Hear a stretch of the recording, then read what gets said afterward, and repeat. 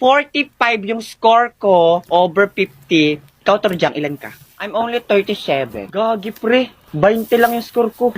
Yung akin nga, 5 lang. Monica, ilan ka? Ako? 43. Goodness gracious ka rin. You're mas mataas ang score kay Renzo. 44 lang si Renzo.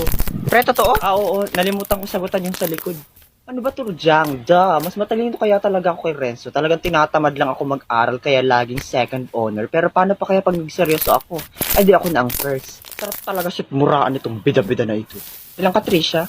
43 lang ako. Bes, 48 ako. 48? Oh my goodness! 48 si Trisha. Ha, yes. Mas mataas pa sa putok ni Karing. Manahimik ka dyan, Burloloy. Patingin nga. Oh my God, 48 nga siya, Karing.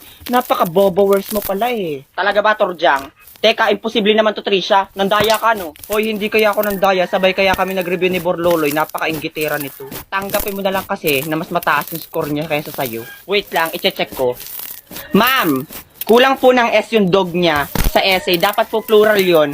Minus 5 to dapat. Patingin nga, babangaw ka na naman eh.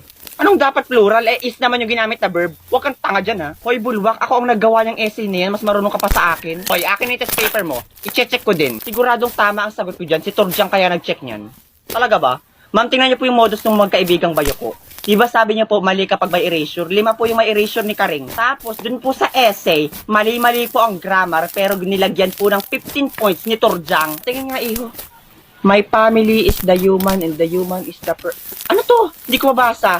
3 points lang to. Hala talaga, ma'am. So, 45 minus 17 is equals to 28.